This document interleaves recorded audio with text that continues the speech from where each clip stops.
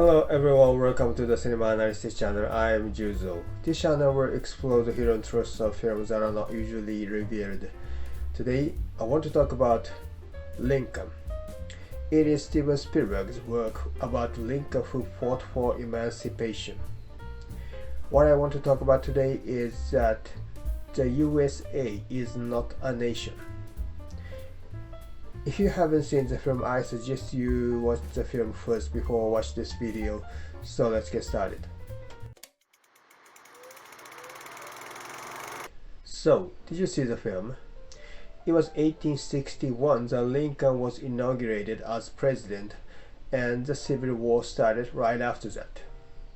The reason for the war was that the southern states felt that they had no duty to obey the northern system of values. The theme of this video is that the USA is not a nation.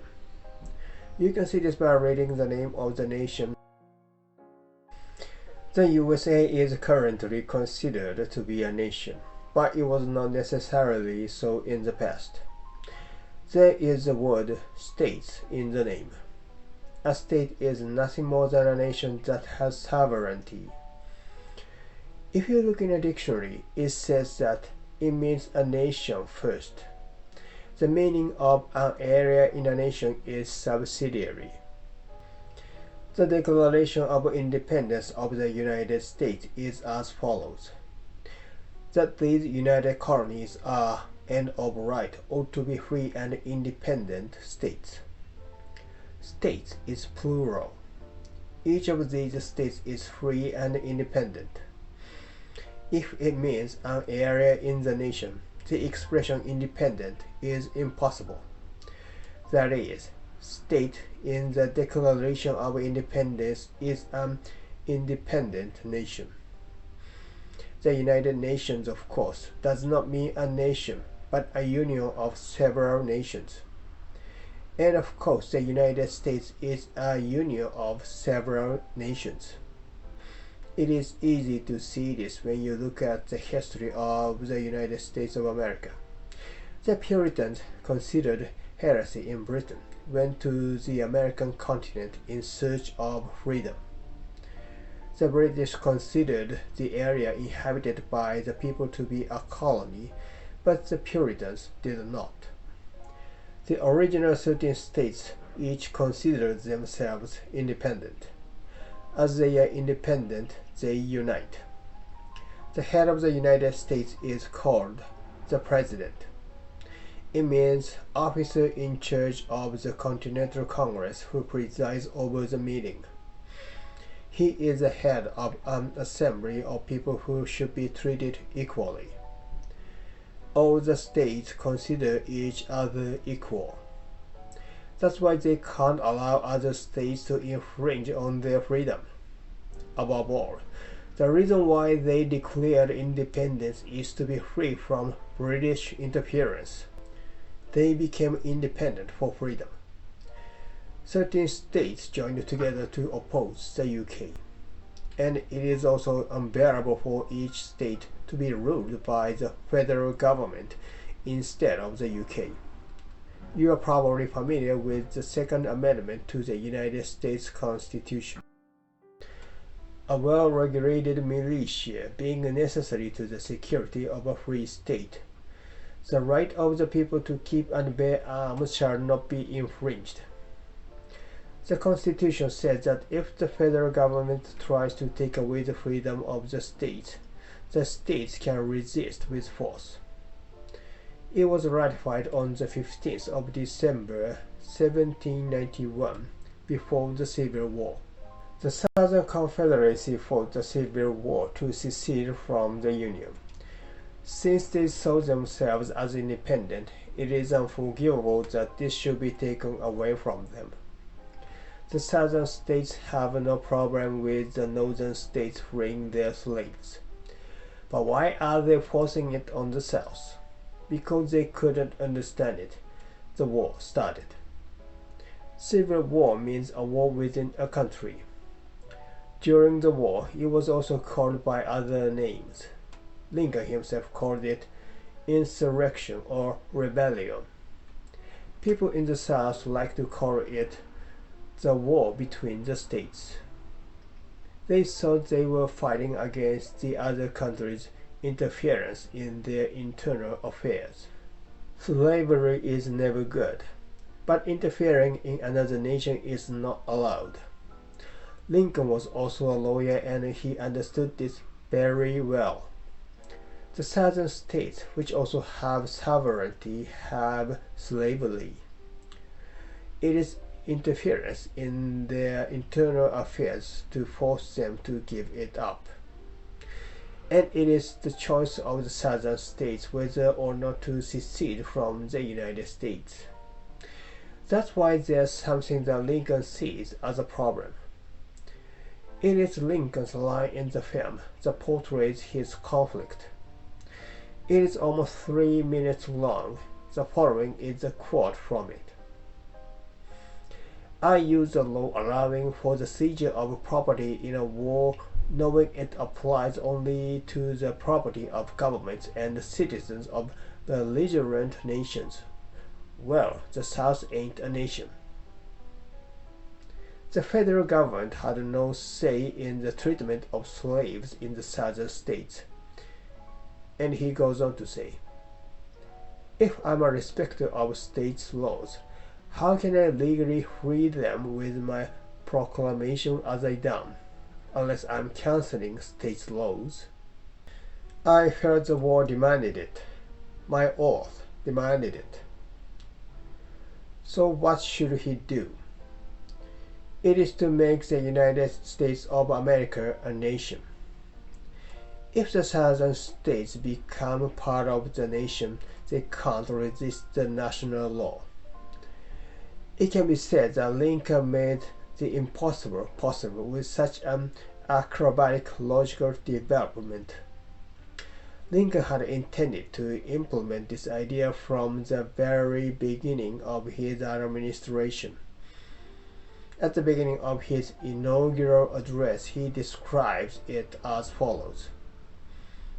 I have no purpose, directly or indirectly, to interfere with the institution of slavery in the states where it exists.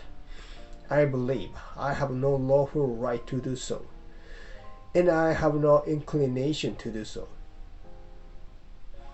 Some people quote this phrase to say that Lincoln was not against slavery, but it means that he had a right acknowledgement as a lawyer. You can't interfere in internal affairs, and it must have been a way of getting his point across to his opponents. Actually, he thinks differently. Politicians use such techniques. This is how they relieve their opponents and express their opinions. He continues. Resolved that the maintenance inviolate of the rights of the states, and especially the right of each state to order and control its own domestic institutions according to its own judgment exclusively, is essential to the balance of power on which the perfection and endurance of our political fabric depend. And we denounce the lawless invasion by armed force of the soil of any state or territory, no matter what pretext, as among the gravest of crimes. Listening to that, you would think that the other side would start a war. But right after Lincoln's inauguration, the Civil War started. And to make everyone think that it is wrong for the South to secede from the Union, he insists on the following. Physically speaking, we cannot separate. And finally, in 1787, one of the declared objects for ordaining and establishing the Constitution was to form a more perfect union. It follows from these views that no state upon its own mere motion can lawfully get out of the Union, that resolves and ordinances to that effect are legally void, and that acts of violence within any state or states against the authority of the United States are insurrectionary or revolutionary according to circumstances. When an alliance has been formed between equal nations, the nation must have the choice of seceding. But Lincoln used the phrase that the South couldn't secede. Above all, the United States of America is the one that's separated from the United Kingdom. The United States of America, originally the union of several sovereignties, became one nation. This can be said to be Lincoln's biggest outcome. Even today, there is controversy over whether the USA is a nation or a union of several sovereignties. This is symbolized by the Second Amendment to the U.S. Constitution. The word federal government existed before the Civil War. During the war, the Southern states called themselves Confederate.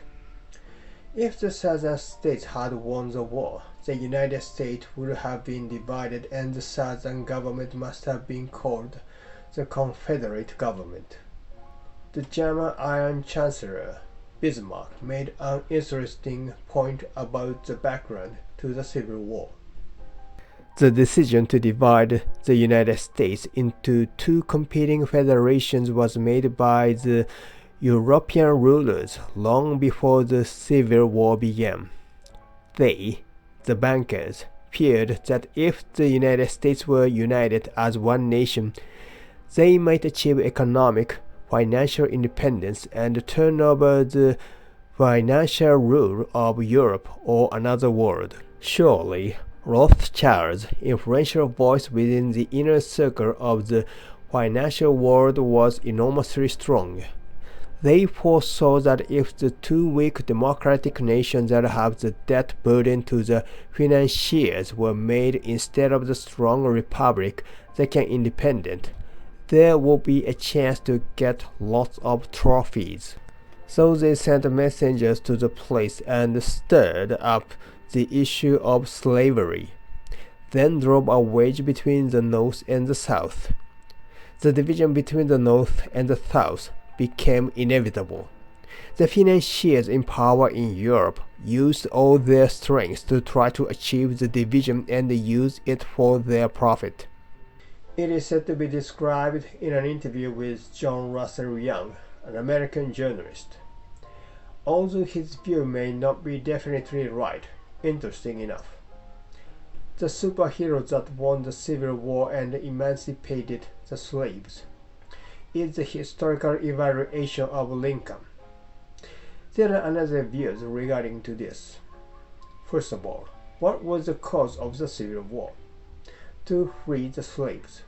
So why did they want to free the slaves? Industrialization was developing in the North and there was a shortage of labor to work in the factories. That's why they wanted to free the slaves in the southern states. It was not about protecting the rights of black people. Industrialization was developing in the North. But they didn't have the power of Britain, which was going through the Industrial Revolution. The South didn't have to buy from the North. They just could only trade with Britain. This meant losing the market for goods produced by the northern states. The northern states didn't like this. So they didn't allow the southern to become independent and restricted trade with other countries. The idea that the Emancipation Proclamation is wonderful is wrong. According to the 1862 proclamation, the slaves to be emancipated were those in the states rebelling against the United States. The proclamation describes this as follows.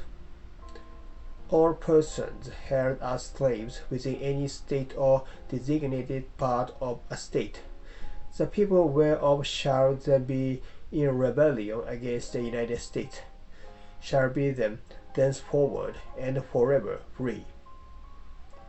It doesn't say to free the slaves in the states that aren't rebelling against the United States.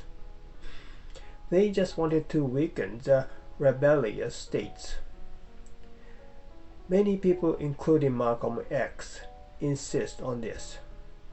If they were really against slavery, they would have had to declare that all slaves would be emancipated in the first place. The reason the northern states didn't allow the southern states to become independent wasn't because of black rights. There was another reason. There's a lot of that kind of views as well. But the idea of moving forward to abolish slavery was praised by foreign countries. The possibility of foreign countries helping the southern states was gone. The film argues against the criticism of Lincoln by people in later times.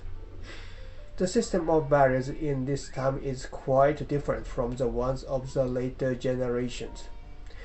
It is portrayed in the scene of the Congress. It is the age where this kind of expression will appear. Do you give the right to vote to blacks or women?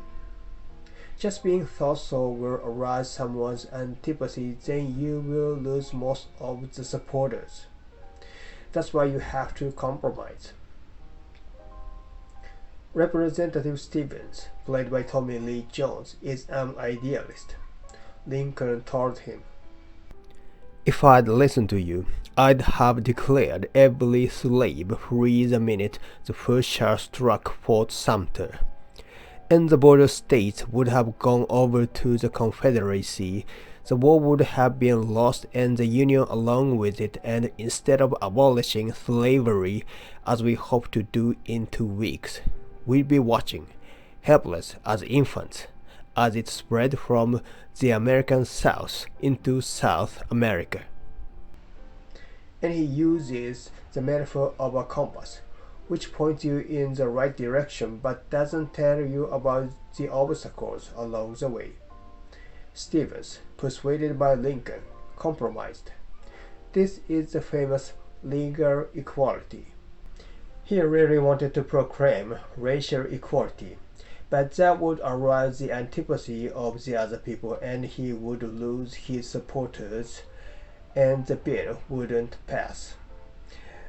The opponents tried to make him say racial equality, but Stevens compromised.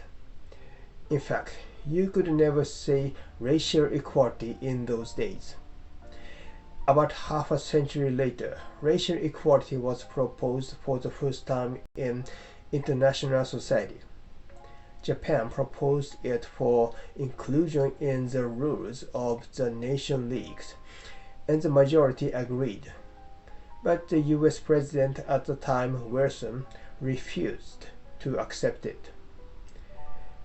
What this film shows is that politics is about making things better. No matter how right you think it is and try to do it, the society you live in is unlikely to achieve it. Since the society is immature, politics is necessary. To improve an immature society, you have to improve the situation, even if it is far from ideal. There were a lot of reasons in the background of the Civil War. The important thing is to try to create a better world in this condition. You cannot do everything as ideal, and Lincoln goes further to abolish slavery. It is the 13th Amendment to the Constitution of the United States, submitted on the 31st of January 1865. The story of the film also starts in January 1865. The film portrays the whole story regarding the path of the 13th Amendment to the Constitution of the United States. The various political manipulations succeeded and the 13th Amendment was passed. But it has no meaning unless they win the war. Actually, the North won the South. What Lincoln did was to invade other countries by military force.